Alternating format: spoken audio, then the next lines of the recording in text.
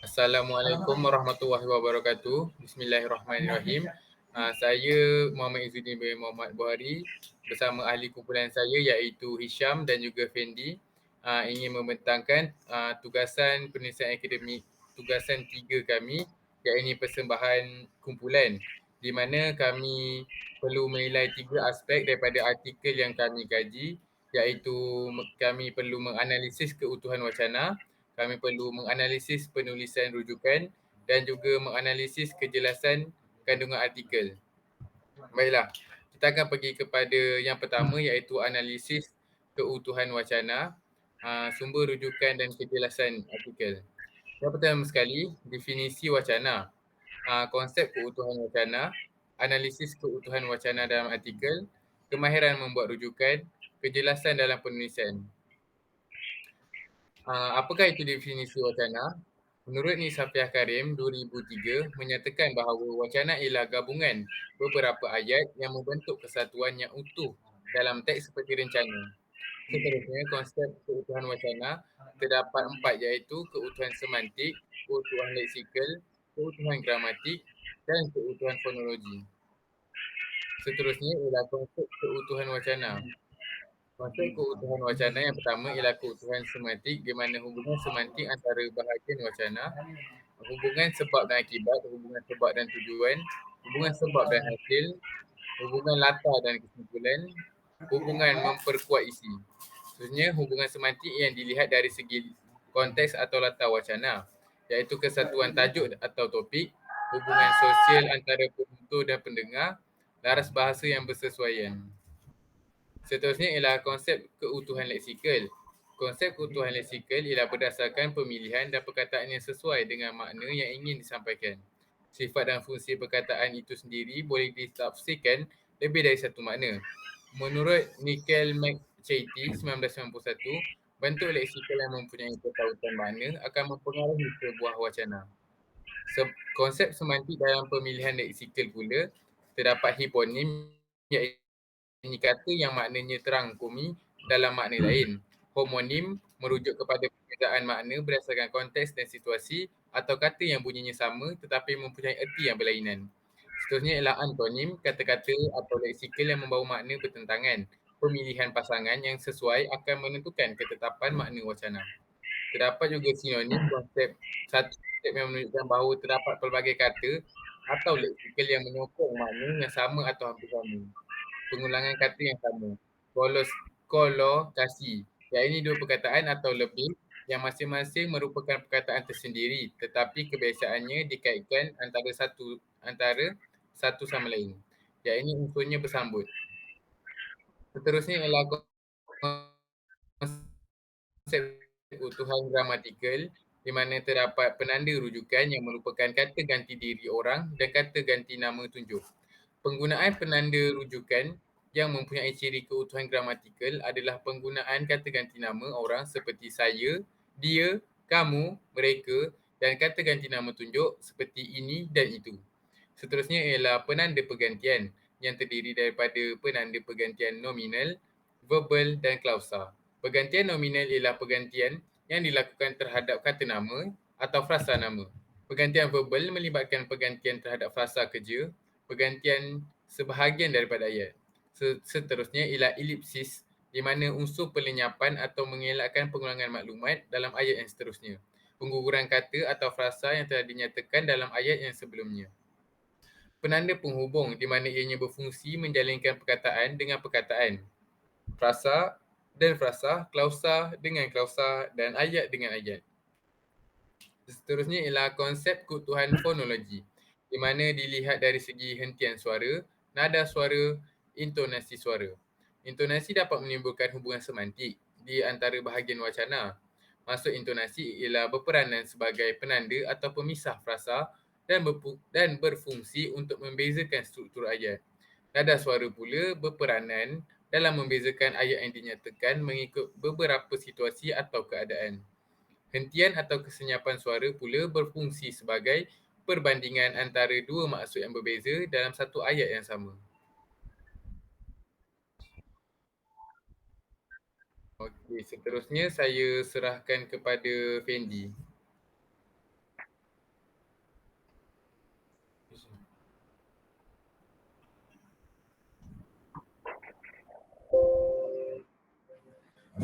Baiklah. Seterusnya, kami telah diberi sebuah artikel dan seterusnya kami akan melakukan beberapa analisis terhadap artikel tersebut berdasarkan yang pertama iaitu menganalisis keutamaan wacana, yang kedua menganalisis penulisan rujukan, yang terakhir sekali menganalisis kejelasan kandungan artikel. Jadi bagi keutamaan wacana seperti yang tertera dalam slide tersebut, bagi ayat kuning pada yang telah ditandakan warna kuning pada ayat pertama merupakan keutamaan wacana semantik hubungan sebab dan akibat. Bagi ayat kuning yang bawah itu pula ialah keutamaan wacana semantik bagi jenis hubungan sebab dan tujuan.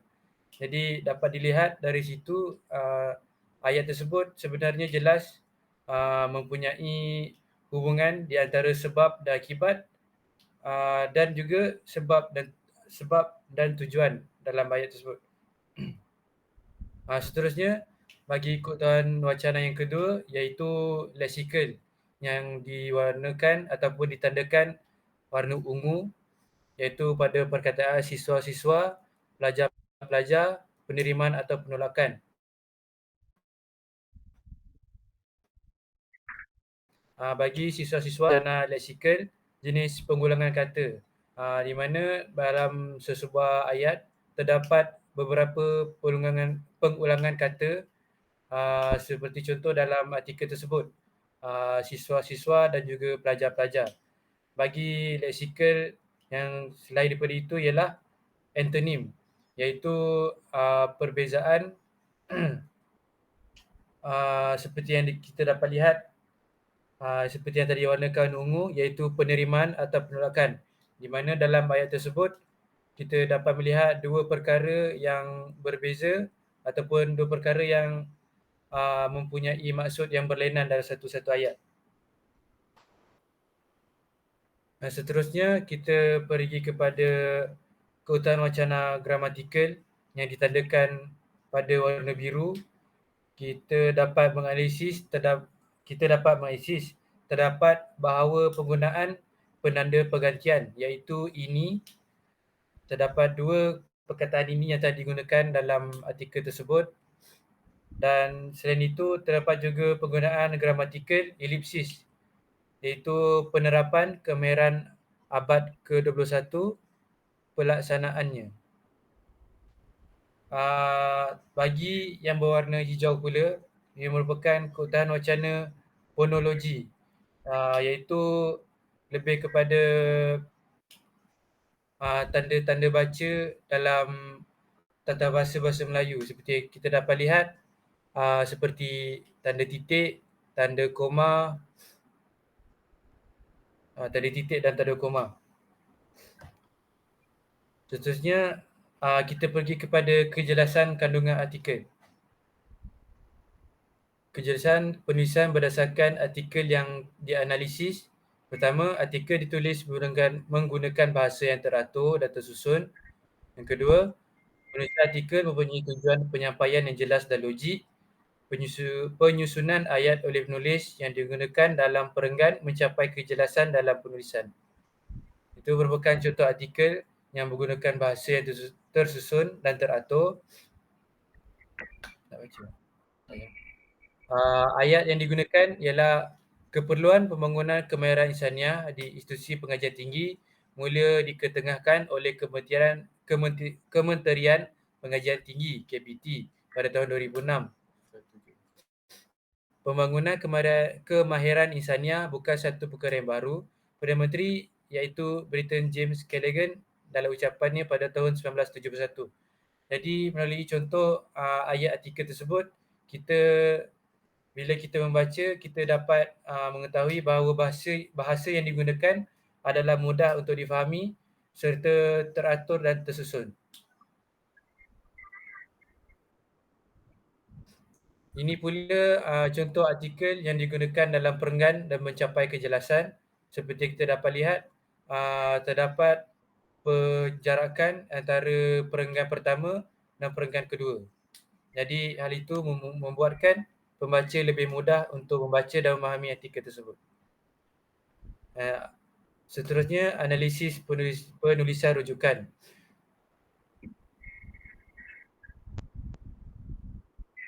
Sumber rujukan. Berdasarkan analisis dari artikel yang kami buat, terdapat beberapa sumber rujukan artikel ini terdiri daripada jurnal dan juga jurnal internet. Contoh bagi jurnal ialah seperti yang kita dapat lihat pada slide, iaitu Azman dan Harina 2008. Tajuk jurnalnya ialah Penerapan Kemahiran Generik dalam Pengajaran Program Pendidikan Kejuruteraan di Politeknik Kementerian Pengajian Tinggi Malaysia KPTM, Master Thesis University Tun Hussein on Malaysia. Dan contoh bagi jurnal internet seperti yang terpapar dalam slide tersebut. Itu saja daripada saya. Terusnya kita akan beralih kepada Hisham.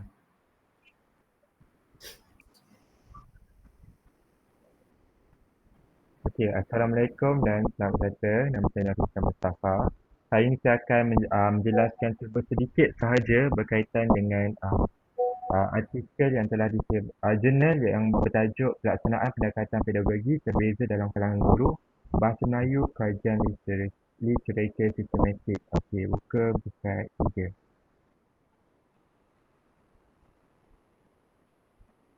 Slide 3.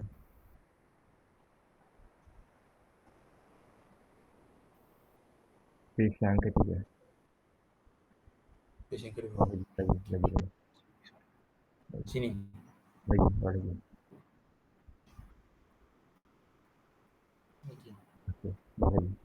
Okey, baiklah. Dalam isu yang ini terdapat iaitu konsep keutuhan wacana iaitu keutuhan semantik. Kita dapat lihat iaitu pada perenggan pertama, baris pertama, dapatan kajian rohani Nurul Azizah telah menunjukkan bahawa pelaksanaan pendekatan pedagogi terbeza yang diamalkan oleh guru bahasa Melayu dapat menghasilkan proses pengajaran amalan bahasa Malaysia. Tersebut merupakan adalah hubungan sebab dan juga hasil ataupun sebab dan juga tujuan. Okey, seterusnya kita akan masuk kepada konsep keutuhan leksikal. Untuk konsep keutuhan leksikal di dalam sama juga dalam perenggan pertama, bezanya adalah baris ke-6 terakhir. Di samping itu, kajian telah mendapati pelaksanaan pedagogi terbeza masih kurang dilaksanakan dalam pengajaran bahasa. Di sini leksikal dia adalah pengajaran. Seterusnya adalah konsep keutuhan gramatikal. Dalam artikel ini tidak terdapat sebarang elipsis tetapi mengandungi penanda hubung seperti perkataan dan atau. Kita dapat lihat juga dalam perenggan 1, di semua baris terdapat penanda hubung seperti dan atau.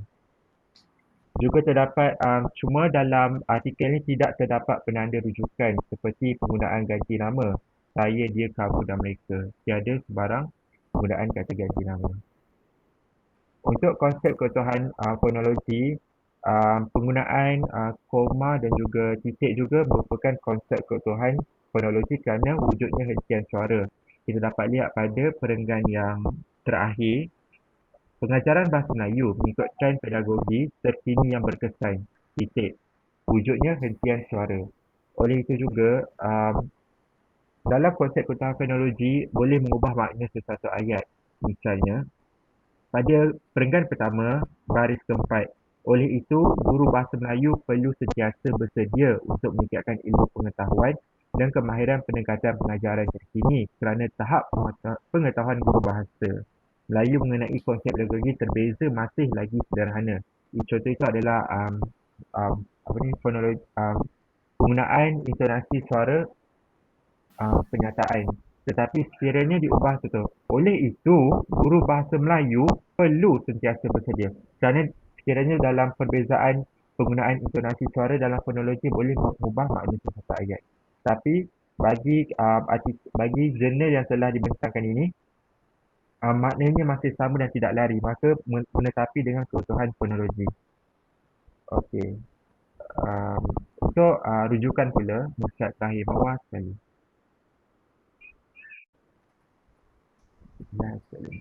Okey, untuk rujukan, dalam rujukan jurnal ni, majoritinya adalah menggunakan jurnal daripada internet dan juga ada sebahagian daripada tesis dan sebahagian juga daripada buku. Misalnya kita dapat lihat pada rujukan atas sekali, Nur Ain Atika, Ogos 2021, tahap pengetahuan dan kesediaan guru bahasa Melayu dalam melaksanakan pendekatan berbeza dalam pengajaran dan pembelajaran di rumah.